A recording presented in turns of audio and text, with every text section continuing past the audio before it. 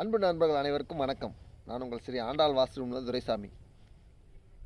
நாம் இருக்கக்கூடிய இடம் அல்லது நம்முடைய இடம், அதாவது வீடு அல்லது காலி இடம், அதாவது தோட்டமோ அல்லது காயிலமோ வாங்கி போட்டிருப்பாங்கள்ல, அந்த மாதிரி இடம் வந்து வாஸ்து பலம் பொருந்த இடமா அப்படின்னு எப்படி நம்ம தெரிஞ்சுக்கிறது அப்படின்னா, சிம்பிளான ஒரு விஷயம்.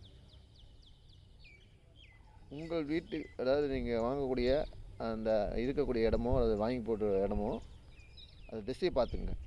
திசையில் பார்த்திங்கன்னா வடக்கு, அதுக்கப்புறம் வந்து கிழக்கு, அதுக்கப்புறம் தெற்கு, அப்புறம் மேற்கு, இந்த ஆப்ஷன் தான் பார்க்கணும். இதில் பார்த்திங்கன்னா தெற்கு மேற்கு இந்த பகுதியில் உயர்ந்தது, அதாவது ஃபஸ்ட்டு உயர்ந்ததுன்னு சொன்னால் மலை, பெரிய மலை இருந்தால் நல்லது. ரெண்டாவது சின்ன குன்றமாக இருந்தாலும் அது ஓகே.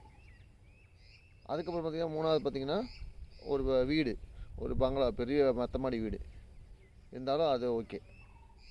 அது நாலாவது பார்த்திங்கன்னா மரம், அடர்ந்த மரம், அது பெருசாக இருந்தாலும் அது ஓகே.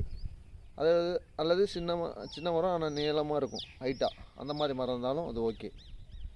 அப்போ இந்த டவரு, செல்ஃபோன் டவர்லாம் இருக்குது பார்த்திங்களா, இதெல்லாம் பார்த்திங்கன்னா அந்த பக்கம் இருந்தால் இதெல்லாம் ஒரு நல்ல ஒரு வாஸ்து பலம் பொருந்திய மனை.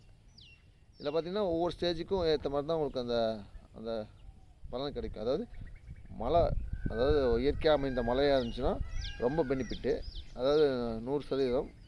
மற்றெல்லாம் பார்த்திங்கன்னா ஒரு 10% குறைஞ்சி வரும்.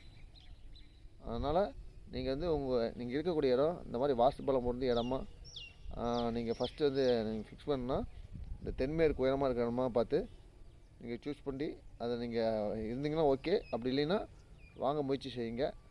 அது எப்படியாச்சும் வாங்க பாருங்கள். அப்படி பார்த்திங்கன்னா உங்களுக்கு நல்ல ஒரு மாற்றம் வரும்.